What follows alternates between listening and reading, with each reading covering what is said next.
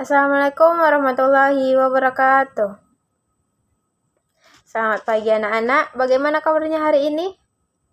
Alhamdulillah, semoga kita selalu sehat dan dapat mengikuti pembelajaran seperti biasanya dengan semangat. Baiklah, terlebih dahulu sebelum memulai pembelajaran, kita berdoa terlebih dahulu bersama-sama yang akan dipimpin oleh ketua kelas. Ketua kelas dipersilakan. Amin. Oke, selanjutnya Ibu akan mengabsen terlebih dahulu kita semua ya. Absen pertama Anggi, yang kedua Citra, yang ketiga Muhammad, yang keempat Pina, yang kelima Suci.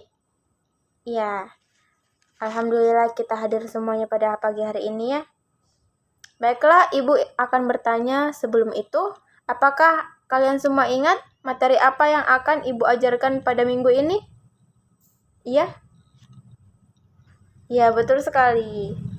Materi kita pada pagi hari ini yaitu membahas tentang aljabar, sejarah-sejarah aljabar, pengertian aljabar, unsur-unsur aljabar, dan operasi hitung aljabar. Baiklah, coba lihat slide yang Ibu tunjukkan pada papan tulis. Materi pertama kita akan membahas tentang sejarah dan pengertian aljabar. Aljabar itu berasal dari kata bahasa Arab, aljabar. Kata ini berasal dari sebuah kitab yang berjudul Alkitab Al-Jabar wa Al-Muqabalah. Ada yang tahu siapa penulisnya? Ya, dia adalah seorang matematikawan Persia yang bernama Muhammad Ibnu Musa Al-Khawarizmi. Bapak ini disebut sebagai penemu aljabar. Untuk pengertian aljabar ada yang tahu? Atau ada yang membaca sebelumnya? Ya, kamu? Betul sekali. Aljabar adalah cabang matematika yang mempelajari tentang struktur, hubungan, dan kuantitas. Aljabar ini biasanya menggunakan simbol berupa huruf untuk membantu mempresentasikan bilangan secara umum sebagai alat bantu pemecahan masalah. Contohnya saja X yang mewakili bilangan yang diketahui dan Y mewakili bilangan yang ingin diketahui. Untuk pengertian dan sejarah aljabar, apakah ada yang ingin bertanya? Jika tidak ada, kita lanjutkan pada materi unsur-unsur aljabar. Pada unsur-unsur aljabar ada 4. Yang pertama itu variabel, koefisien, konstanta, dan suku. Variabel, ada yang tahu apa itu variabel? Ya, variabel itu sering disebut juga simbol atau lambang yang mewakili suatu bilangan. Variabel ini umumnya disimbolkan dengan huruf-huruf kecil. Contohnya saja variabel X, Y pada 5X ditambah 2Y. Bukan cuma 5X dan tambah 2Y. Ada juga variabel-variabel seperti A, B, C, dan sebagainya. Yang kedua itu ada koefisien. Koefisien ini adalah faktor konstanta dari suatu suku, berupa sebuah bilangan yang menempel pada variabel. Biasanya koefisien ini berada di samping variabel. Seperti 3X. Berarti koefisiennya adalah angka 3. 3 itu adalah koefisiennya dan X itu adalah variabelnya. Yang ketiga yaitu ada konstanta. Konstanta ini adalah suku yang pada aljabar dia tidak memuat variabel, hanya berupa bilangan saja. Contohnya pada suatu persamaan nih ada 3X ditambah 8. Dan 8 itu adalah konstantanya. Oke, yang selanjutnya ada suku.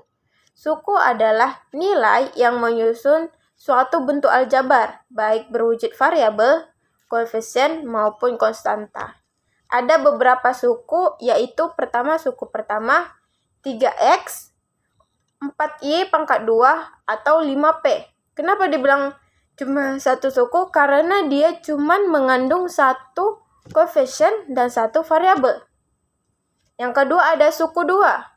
Suku 2 ini biasanya mengandung 2 variabel seperti 4x ditambah y atau 5p dikurang 3r. Yang terakhir ada yang namanya suku 3 atau polinom, atau bisa juga sering dibilang suku banyak. Iya, suku banyak ini biasanya mengandung variabel-variabel yang banyak dan lebih dari 2 misalnya. Contohnya saja itu yaitu 3a ditambah b ditambah 5 atau x ditambah 2y ditambah 7z. Baiklah, sampai sini ada yang ingin bertanya?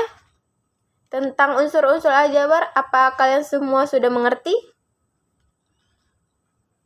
Kalau sudah mengerti, Ibu akan melanjutkan materinya ke operasi hitung aljabar. Pada operasi hitung aljabar, ada beberapa operasi yang akan kita bahas pada hari ini, yaitu yang pertama penjumlahan. Pada penjumlahan, suku-suku yang dijumlahkan dalam bentuk aljabar ini adalah suku yang sejenis. Harus sejenis, tidak boleh tidak. Syaratnya harus sejenis. Penjumlahan ini dilakukan dengan menjumlahkan koefisien dengan koefisien dan konstanta dengan konstanta pada suku sejenis tanpa merubah variabelnya. Jadi, kita harus menambahkan koefisien dengan koefisien, konstanta dengan konstanta tanpa merubah variabelnya. Contohnya yaitu sederhanakan persamaan dari 5a ditambah 7b dikurang 3a dikurang b ditambah 11. Syaratnya apa tadi? Variabel dengan variabel yang sama. Maka kita samakan dulu variabelnya. Variabel yang sama yaitu 5a dengan minus 3a, sedangkan 7b dengan minus b. Oke, kita samakan dulu yaitu menjadi 5a dikurang 3a ditambah 7b dikurang b ditambah 11. Setelah sama, kita akan mengurangkannya tanpa merubah variabelnya. 5a dikurang 3a yaitu 2a. 7b dikurang b yaitu 6b dan ditambah 11. Hasilnya yaitu 2a ditambah 6b ditambah 11. Mengerti? Ya. Selanjutnya untuk operasi bentuk pengurangan. Operasi bentuk pengurangan ini sama saja dengan penjumlahan. Variabel dengan variabel, konstanta dengan konstanta. Pengurangannya ini contohnya, kurangkan 3a ditambah 5b ditambah 7 dari 7a dikurang 7b ditambah 9. Kita buat dulu bentuk penyelesaiannya yaitu 3a ditambah 5b ditambah 7. Karena katanya dari, maka kita kurangkan dan kita masukkan persamaan selanjutnya di dalam kurung, yaitu dalam kurung 7a dikurang 7b ditambah 9. Oke, setelah itu karena ada minus di luar dari kurung, maka kita harus mengalihkannya terlebih dahulu ke dalam. Oke, 3a ditambah 5b ditambah 7 minus 7a ditambah 7b dikurang 9. Selanjutnya, kita harus menyamakan variabel dengan variabel seperti sebelumnya. Oke, yang mana variabel yang sama? Ya, 3a dengan minus 7a, 5b dengan 7b, dan 7 dengan minus 9. Setelah disamakan penyebutnya, hasilnya yaitu minus 4a ditambah 12b dikurang 2. Baiklah, selanjutnya kita akan masuk ke operasi perkalian. Operasi perkalian ini ada 2 macam. Yang pertama perkalian dengan konstanta, yang kedua itu perkalian dengan variabel. Perkalian dengan konstanta ini dilakukan dengan mengalihkan nilai koefisien masing-masing variabel yang dioperasikan. Contohnya saja yaitu 2y dikali 3 sama dengan 6y. 3y ditambah x dikali 4 sama dengan 3y dikali 4 ditambah x dikali 4. Konstantanya dikalikan ke dalam kurung. Setelah itu, setelah dikalikan ke dalam kurung, kita dapat hasilnya yaitu 12y ditambah 4x. Atau misalnya lagi nih, 3yz dikali 7. Karena dia 7-nya ini tidak bervariabel, maka kita kalikan saja 21 YZ. Selanjutnya yaitu perkalian dengan variabel. Perkalian dengan variabel ini dilakukan secara menyeluruh, baik koefisien maupun variabel. Misalnya saja nih, Y dikali Y sama dengan Y pangkat 2. X pangkat 2 dikali X sama dengan X-nya pangkat 3. Dan selanjutnya, 2YZ dikali Y sama dengan 2Y pangkat 2Z. Oke. Ini contoh terakhir, 2X ditambah 1 dikali Y. Seperti sebelumnya, Y-nya dikalikan ke dalam kurung. Jadi 2X dikali Y ditambah 1 dikali Y. Hasilnya 2XY ditambah Y. Baiklah, sampai di sini ada yang ingin bertanya?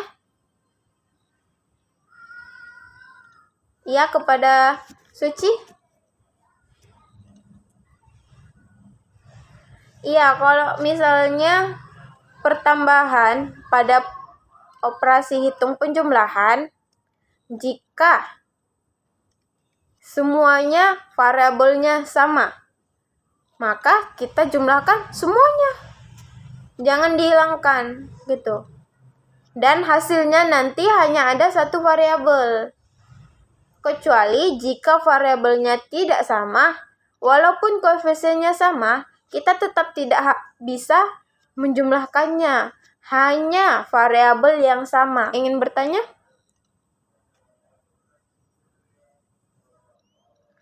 Jika tidak ada, sampai sekian penjelasan dari Ibu. Kita akan tutup pembelajarannya. Sebelum Ibu tutup pembelajarannya, ada baiknya Ibu memberikan sebuah tugas atau latihan PR untuk kalian. Oke. Nanti Ibu akan berikan kepada sekretaris, oke, yang akan dikumpul minggu depan, oke? Jangan lupa PR-nya ya. Baiklah, sekian pembelajaran kita pada pagi hari ini. Semoga ilmu yang Ibu berikan kepada kalian semua dapat bermanfaat dan dapat kalian ingat terus, dapat kalian amalkan dalam kehidupan sehari-hari kalian. Wabillahi taufiq wal hidayah. Wassalamualaikum warahmatullahi wabarakatuh.